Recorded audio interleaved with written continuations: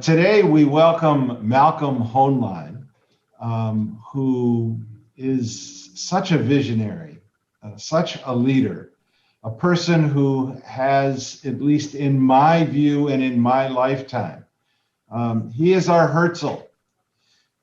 He has been involved with the Zionist movement, and he's been involved with the principles of Zionism for 50 years. When it came to thinking about letting our people go, Malcolm was the leader who really put together and made happen the release of our people from the former Soviet Union. For so many decades, Malcolm has served as the head, as the executive vice chair of the Conference of Presidents of Major American Jewish Organizations, now the vice chair of the conference. And he is the single most respected voice in all of Jewish life on policy issues, but also he speaks not just from his head, he speaks from his heart. And he speaks in such a way that imparts to everyone, from governments around the world to leaders of organizations across the spectrum. He focuses us all on dealing with truth, on dealing with reality. And in the spirit of Herzl, and in the spirit of Herzl having provided leadership, having provided the vision that has led to the establishment of the modern state of Israel, and that has led to the reality of Israel, there is no one better to join us today than Malcolm Hoenlein. So let's begin a dialogue with Malcolm Hoenlein, and I know that each and every one of you participating today are going to feel as privileged as I do to have known him, to know him, to love and respect him, and to have the opportunity to share with him the passion we all have for Zionism, for Israel, and for the Jewish people.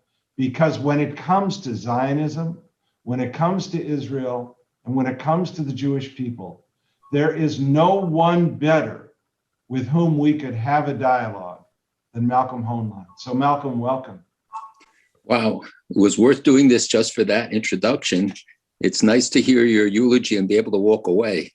But I want to thank you very much. I've had the privilege of working with you for many decades in your roles in B'nai B'rith and March of the Living and so many other contexts where I've seen the leadership you have provided and the wisdom and guidance you have given to our community. And I want to express appreciation to you for that and for this opportunity for us to be together at a time when our community is hurting, especially after the events in Meron recently. And of course, the Halimi case and so many other things, the rising anti-Semitism, the challenges our community faces that really put a burden on many of us. So it's a chance for us to put everything into context and to look at where we are, where we came from, and as you said, where we're going. And Zionism, I believe, is at the core of a lot of that. Malcolm, thank you. A little bird told me that you were there 50 years ago. And none of us like to talk about 50 years ago because it sort of dates us. But, you know, for those who were survivors of the Shoah, the most important message I heard from so many of them as they continued to age and share their views and share their experiences, each and every one of them to a person always would use a phrase somewhat like, "We are here." So Malcolm, you have been here for so long. You've provided leadership, as I said. You've provided vision. You have provided pathways for all of us. Take us back to your first experiences with the American Zionist movement and with our predecessor, the American Zionist Federation and other organizations that were the genesis of Zionism in the United States. Yes, well, first of all, I just want to note that I was born at a very young age. So the span of time is a little deceptive. I'm still very young. And Actually, I did start in my teens taking on leadership positions with the World Union of Jewish Students, which I organized in the United States and led in part to my first connection with the Zionist Federation, although I had been long involved in Zionist youth movements, both on campus and off campus, and truly believed that Zionism was essential to our identity. And regardless of which branch of Zionism you came from, it was part of our identity and essential to our future. Just as I believe that political involvement and having control of our own fate and not live at the sufferance of others as we had for so many years. And I came to that conclusion when I was just even before my bar mitzvah and got involved politically in another way. So it may seem a little odd that 60 years ago I was involved, but it was as a very young person. And my first involvement came actually at the founding convention of the American Zionist Federation, then your predecessor organization, when I was elected to be the national vice chairman for students and youth.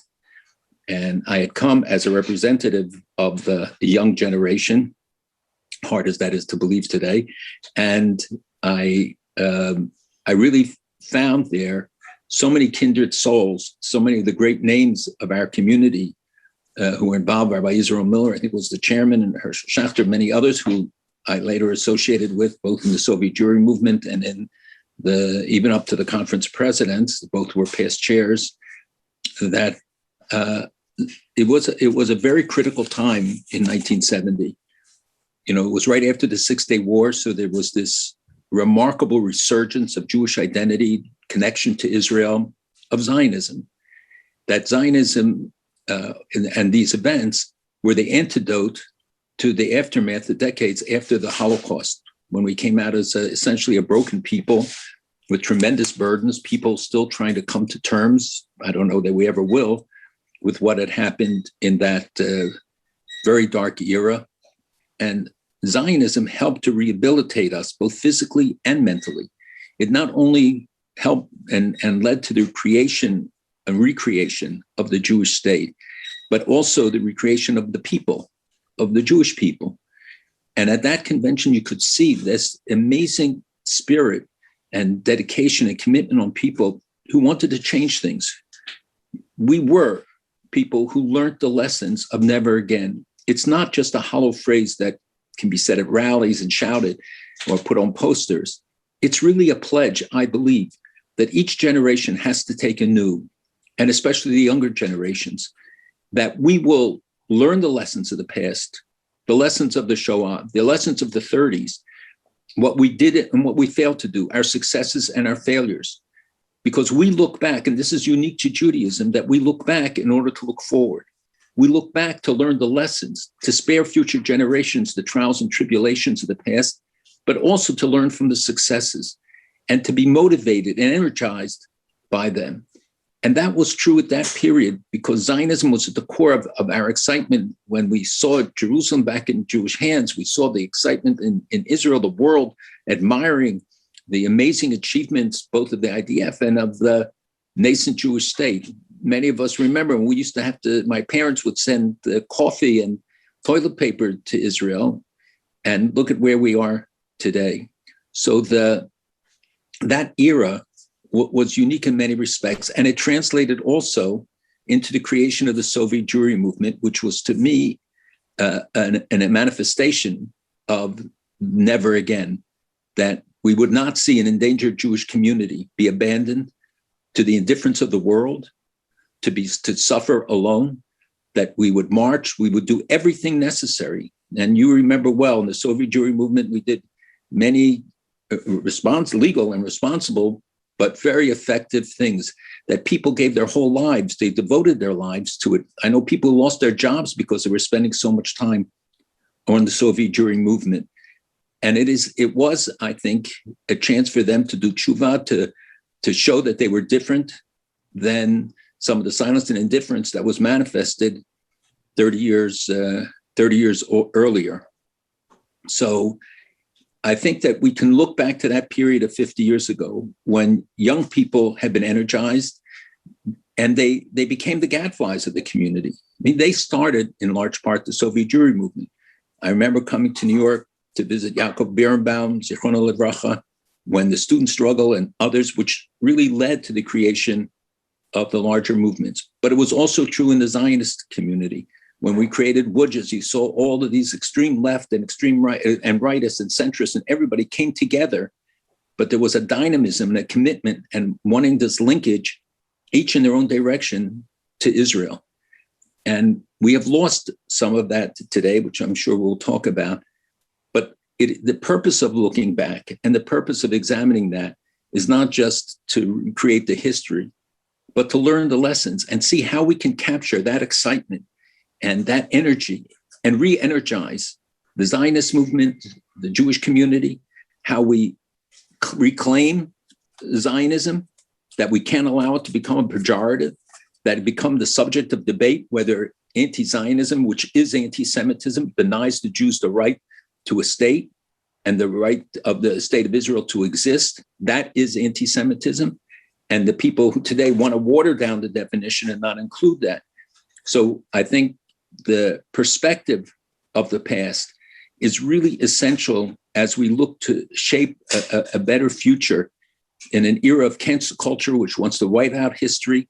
For Jews, history is essential, not because we get lost in it, but because it's a guide for us for the future. We look back in order to look forward.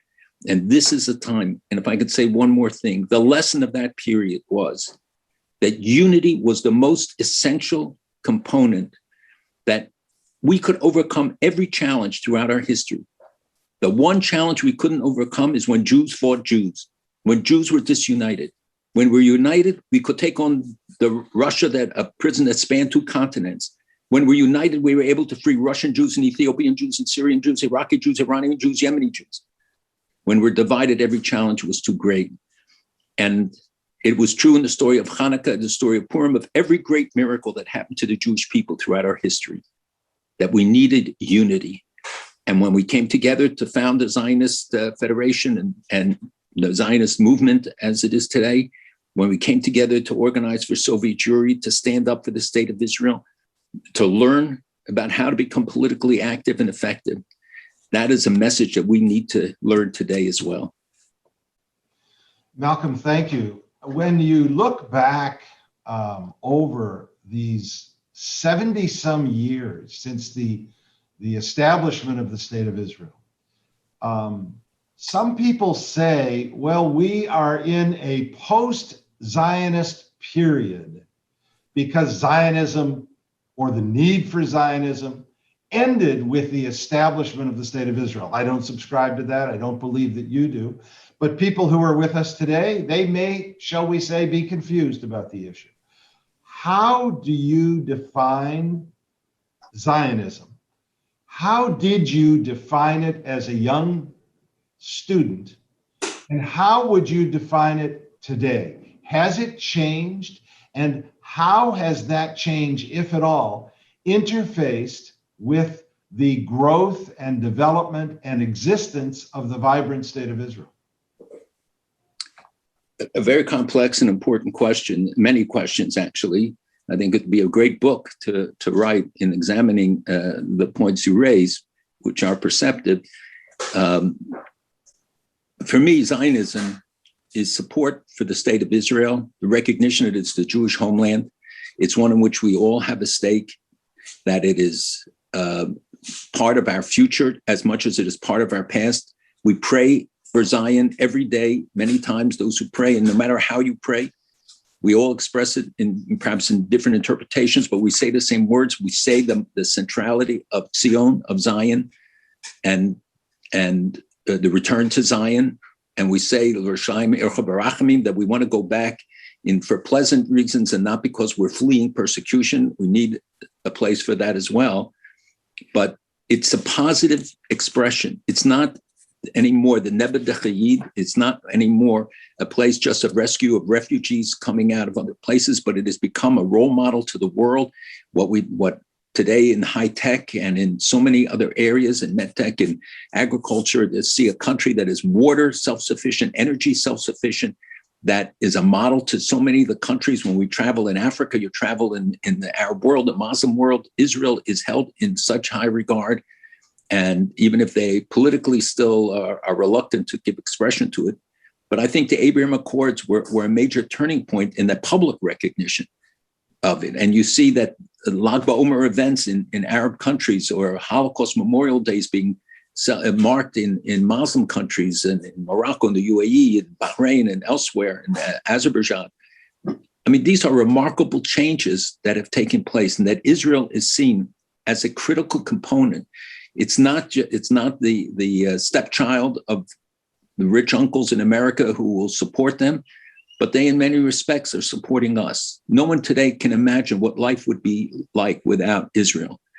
And to me, Zionism means the fulfillment of all of the dreams that of the generations of being able to come together and govern ourselves, even if we're very difficult to govern people, and to be able to have a true Jewish fulfillment, to live by a Jewish calendar, to live in a true Jewish environment, regardless of your level of personal observance, but to have that sense. And you know what, where I saw it? After the tragedy in Meron, the lines in Tel Aviv of people lining up to give blood for the Haredim, with whom they all have clashes, and we see all of the media reports about the divisions, but that isn't what when it came to the bottom line. Hundreds of people waiting in line to give blood. That is, to me, a true expression of Am Yisrael in Eretz Yisrael, with Torah Yisrael, with our Torah, our heritage, in the land of our forefathers, and for many, our future, when more than half of the Jewish people live there. And a recognition that what we have in common far outweighs our differences. And it doesn't mean you can't have differences over policies that Israel pursues. But when we see people trying to eliminate anti-Zionism from the definition of anti-Semitism, it is a mistaken interpretation of history and of reality, and very dangerous. And especially when it comes from within the community, because if you can't have a common definition, if you can't identify it, you can't fight it. And we now have the IRA definition, which includes examples of anti-Semitism, not determined by the Jewish community, but by others. And I think, to me, this coming together, this common expression of looking to Zion for inspiration, maybe for Aliyah, maybe encouraging people in a time when we see the rise of anti-Semitism and more hostile atmosphere in many continents around the world, even in our own country. And if I can say, I think that during this past year, many people came to this realization because of COVID, which is the perfect storm, at a time of increasing polarization and politicization, that people have been taken away from visiting Israel and connecting to Israel for more than a year. And how many of them have said to me, they're dying to go to Israel. They're just waiting for Israel to open up. They realize, because it wasn't available, how much it means to them, that we often take for granted Israel, that it'll be there and we can visit anytime, and we go and we come and we look with pride at what we've done, when in fact it's what they have done. And now I think a lot of people have come to that realization of how central Israel is, that Zion is, to all of our lives. Many who would have rejected the notion for a variety of cultural and other reasons, I think today look at it differently. So we're entering a time of incredible challenges, international and domestic, at a time when we are facing an onslaught of renewed Jew hatred. And I don't call it anti-Semitism when I remember, because it's an antiseptic term. And it reminds us of the importance of Israel, and what would life be like today if we didn't have a Jewish state, a Jewish army. The difference from the 30s is not that the world has changed. It's not a more caring place. There isn't less hatred. We see it manifest in so many ways. The difference is that we have a Jewish state and a Jewish army, a Jewish air force, and Jewish communities that are in danger could be saved. If it weren't for that, you wouldn't have saved Ethiopian Jews and all of the other communities that we have been privileged in our lifetime to see come home. Malcolm, you used the expression "in the land of our forefathers." Do you think that the modern Jewish community, not only young people, but the older generations, understand the richness, the history, the ancestral nature of Israel as the homeland of the ancient Jewish people?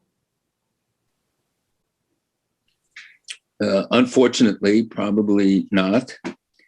It is interesting, though, that when they wanted to identify this new relationship of Israel with the Arab countries, they called it the Abrahamic Accords because of the common ancestry, but because it was the starting point in history for our communities. And you see these amazing historic discoveries, which I regret very much. Our educational system and our organizations hardly emphasize. On one of my national broadcasts, radio broadcasts every week, one of the segments I devote just to talking about the incredible discoveries, every one of which underscores our historic ties at a time when people are denying the right of Israel to exist, denying Israel's legitimacy or our history there, trying to rewrite it. Every one of the thousands, tens of thousands of discoveries underscore that connection. And so we look to the history, which has significance for our future, just as we look to the future rooted in our past. And today we have ignored it. We have a generation that is ignorant, unfortunately. You see, every study shows that they don't know Jewish history, that general populations don't know about Auschwitz and don't know about the Holocaust, let alone much more ancient ties and history. But unfortunately, I have to say that it's true of a large part of our Jewish youth. They don't know. And we have ignored them for too long. We have not offered the kind of creative approaches. It's something I try to wrestle with for many years in different ways, going to the most creative people in the world and trying to identify how we reach and inspire our youth to understand what a tremendous privilege it is to be a Jew. It's not just to lay on them the tsaras. We have to talk about the Holocaust. We have to give them the historical perspective, but we also have to teach them the victory, the joy, the celebration. And Zionism is a way of doing that, is of talking about this, not only survival, but the triumph of the Jewish people, despite all of the historic challenges, and taking a look at every one of our enemies who are far more powerful, have all been lost to history. They're all gone, but the Jewish people remain. And now we are in our Jewish state, 9 million Jews, 9 million people coming together, living a Jewish life. And what we have to do is to teach our kids. Birthright can be very important, but it also has to inspire. It's not just for them to come and have a tour and then go home. And you can't ignore them the first 18 years of their lives and expect that birthright is going to make them Jews for the rest of their lives. It helps, it's important, and the exposure to Israel, I believe, is critical for all of us. But we need inspiration. Young people are looking for that. They want to be inspired and excited. They want to learn. And we have to make it palatable ways to do it. And that starts with the youngest in our community. You know, the Catholic Church says, give me a kid till he's 6 years old. You can have them the rest of their lives. We do so little to educate our youth. And they see the reports on television. They see the attacks on the Jewish people and on the state of Israel. But nobody tells an 8, 10, 11-year-old, let me sit down and explain to you what you're seeing. So we have to do much more. And now we have a qualitative change and a quantitative change with the internet. That what took Hitler months to spread, a big lie, today it's done in nanoseconds. But it can be a vehicle for good if we use it creatively and use it to reach out to our people. Look how many devoted Jews, let alone nominal Jews, are involved in this industry, that we have to tap into them. And we are trying to do it. And I met just in recent weeks with some of the top names, and they're very excited about the prospect of doing it because they see it in their own kids, that they need to counter the alienation and the doubts and the questions that they're getting on campus. Even in high schools, we see it increasingly. And it's younger and younger that we're losing some of our best and brightest because we're not fulfilling and answering the questions, and we're not providing the kind of response to this challenging period. And I'm going beyond anti-Semitism at this point, and to understand that what the anti-Semites say about Zionism, they don't mean them. they mean us, that you can't make this distinction, that we get young people to understand what the collectivity of the Jewish people, and that the whole is far greater than the sum of the parts, that we cannot make this separation and draw the inspiration. You know, we look at the anti-Semitism around the world today, the rise in Europe, double-digit increases, even in New York City, everywhere. But one place, it's different, in one sector of the world, and that's in the Muslim world, where we see for the first time decrease in anti-Semitism, where governments are speaking out against it. So we ought to be learning from them. And many of them say to me, we don't understand. Why don't your kids appreciate what Israel means, what Zionism really has to teach the world? And I think that is a challenge for all of us now. And we need to work collectively. We have to put aside the differences. We recognize them. It doesn't mean sacrificing principle. It means recognizing the commonality of the challenges, that it affects all of our children. It's everybody's security that will be impacted by the decisions that we make. We say the same Shema, so our faith, we have one faith and one faith, and recognizing that, and recognizing what we have in common and building on that, just as we respect whatever differences may exist in our community. To those of us who work day to day with this battle against the demonization of Israel and the Jewish people, what answer do you believe we should be giving in the court of public opinion?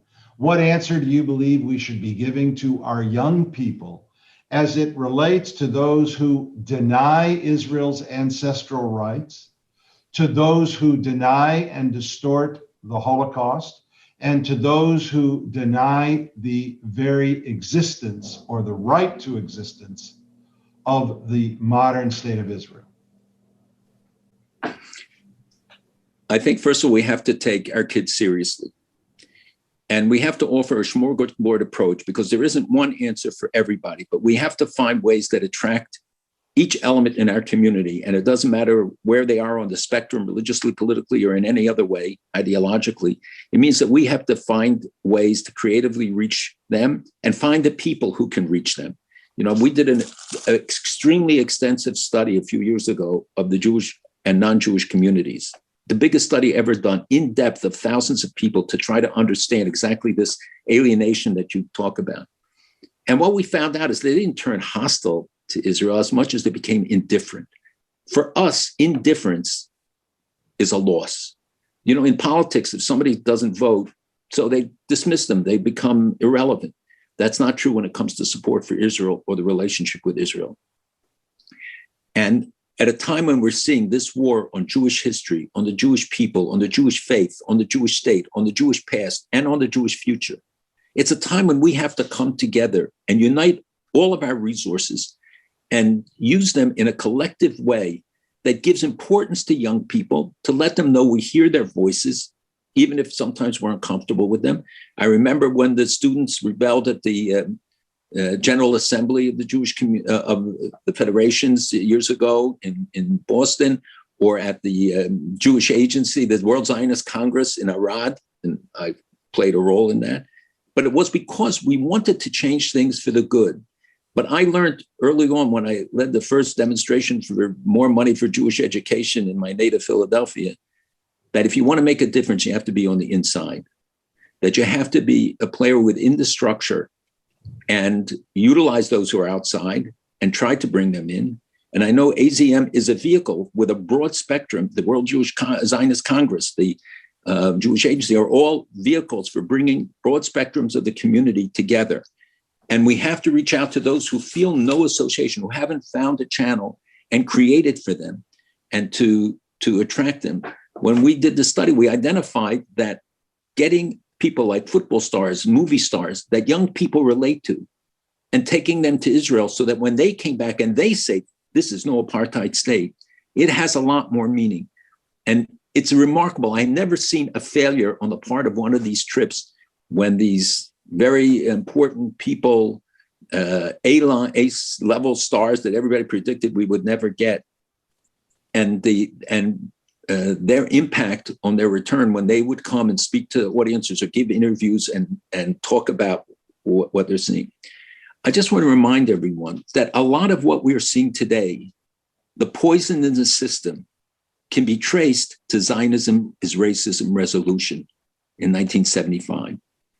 That although it was repealed, its damage was not undone. That coming now to the 4th anniversary of the Durban Conference, and I know you were involved at the time, and Melissa, people don't realize that the attack on Zionism, it was a vehicle to attack the Jewish people when you couldn't say, I hate Jews, but you could say, I hate Zionists. And now if anybody wants to understand how central that is to all of us, see how Zionism, racism became pervasive in the system, how that cancer spread and now became an expression today. We see it in racist charges and all sorts of horrific expressions against Israel and the Jewish people. So I think we have to learn how to use the technological advances of Israel to attract some young people, to bring more of them to, and I'm fortunate to be involved in a program that's bringing leading scientists back to Israel.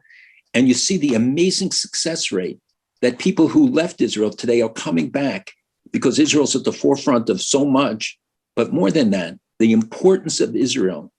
And I think re-educating our teachers or educating our teachers so they can teach about Israel and creating very exciting curricula to enable our young people have to be convinced before they can convince others. They have to be secure in what they believe. They can't be just told, this is what you have to believe. It's not going to work anymore. We have to show them logically. We have to show them historically. We have to give them the facts, the figures, and understand what positions they can advocate with confidence, because that's the only way that they will be convinced themselves and be able to convince others and their peers. So I think we have to reassess a lot of what we are doing. And I believe we should be doing a zero-sum assessment of our community to see how we reallocate the resources, because there aren't unlimited resources and never will be, and how we can be more effective in making the case for Israel, attracting our young people in the various ways that we can, and building a secure future in general, between America and Israel standing in the world. Before we let you go today, I'd like to press you on 3 issues that you touched upon. First, more about the young people. You talked about your own experiences way back as a student, how it motivated you. You talked about what I'll use the word crisis, the challenges young people are facing on their college campuses today. And you referenced anti-Semitism that I will link to the college campus issue.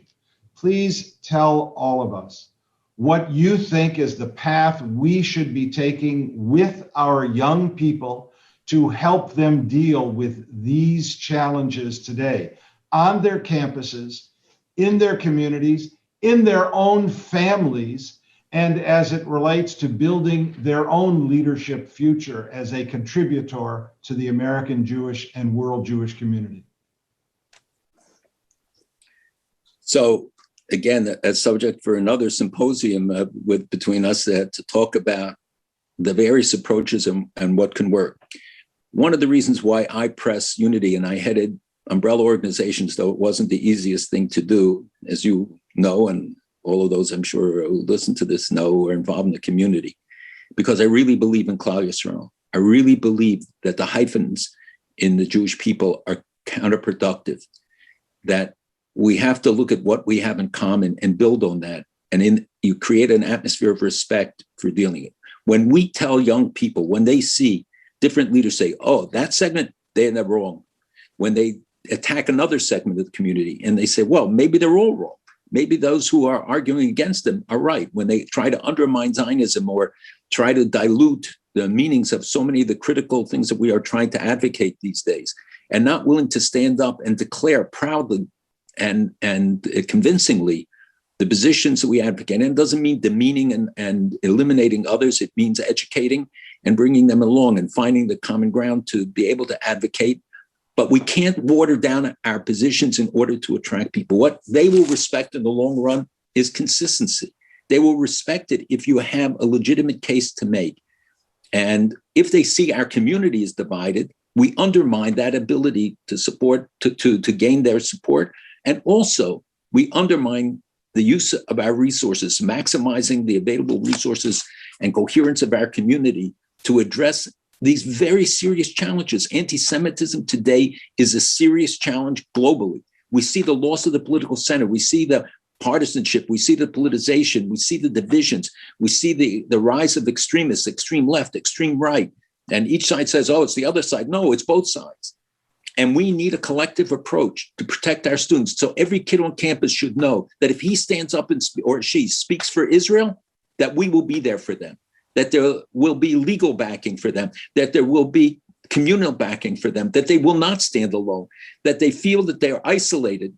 And they also have to have a sense that their message resonates, that their message is true, that they can say it convincingly. That's what I meant before, that if a young person meets these leftist professor on a campus who challenges everything, they're afraid to speak up, and they tell us so because they don't feel confident that they have the information. So we need to use our schools and our educational channels to make sure that everyone who visits Israel doesn't just get to see the beauty of the country, but understands the history, the challenges, the reality.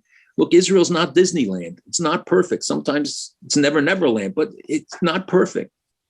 And we can say that.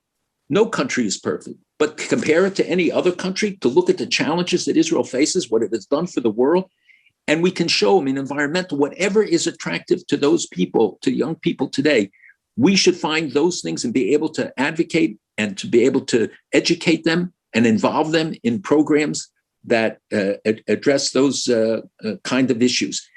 And to address, I think, the vision that Herzl had, it isn't a dream. You can accomplish anything you really set your mind to. Our community can accomplish so much more if we didn't spend so much of our efforts in internal strife and in divisiveness. And again, I'm not asking everybody to become, Levittown, that everybody looks the same and dresses the same and is the same. I want them to have the diversity. That quilt of the Jewish community is part of our strength, but not if we water down our issues. That, as I said, what very upsets me is when we see the efforts to when the world is coming together behind the IRA definition, and with including its examples that 30 countries adopted, hundreds of universities and institutions, and yet we try then to undermine it. People can use it the way they want, but there's no point in trying to undermine what is core to our effort in countering this war against the Jewish people. We got to make a commitment that we will not be silent, that each of us has to make a commitment that we will be involved, that we will strengthen our institutions, the AZM, the agency, the chesed work that we saw during COVID be continued in many ways, supporting our charitable institutions, but also our political advocacy. We've lost time with this. We see the extremes gaining, even in America. We have to counter it through education, through manifestations of many kinds, not confrontations, but in ways that are constructive and positive. We have truth. That's our strongest weapon. And sometimes the truth can be a little bit disturbing, but that's not bad.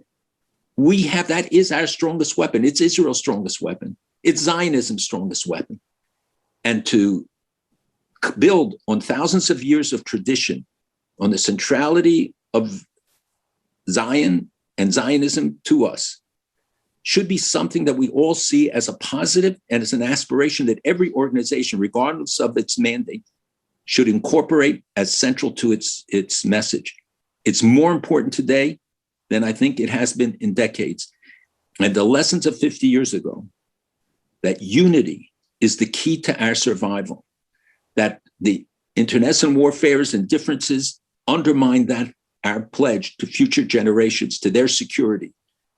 And we, I think, all collectively should be sitting down together and working out how we set this agenda against the challenges, because we proved that when we want to and when we will it, we can accomplish it. Thank you, Malcolm. What you said leads right to the last issue I wanted to ask you about. And you've spoken about the need for unity in so many eloquent and impactful ways here today. We have marched together on the March of the Living, Phyllis and you and us and so many others. We have been in the gas chambers. We have seen the crematoria. We have seen the hair and the shoes and the cooking utensils. There are some who continue to deny, to distort, and to choose to push away as if it didn't happen, and therefore to forget the Holocaust. You and I have heard Rabbi Lau say many times, if we can die together, we can learn to live together. As we close here today, Malcolm, you've shared so many insights. Please share with us your view as we look back over these years, as we look back at the Shoah, as we look back at all that we've experienced.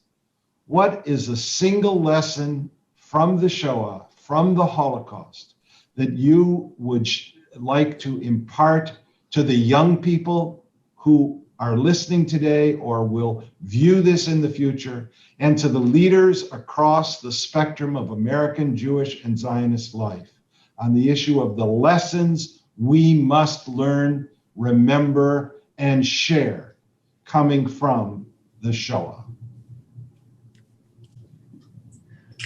In an era of the cancel culture, where we try to rewrite history or destroy history, if you ignore history, it's the peril of future generations. That the lessons of history are not about us, it's about our children and our grandchildren.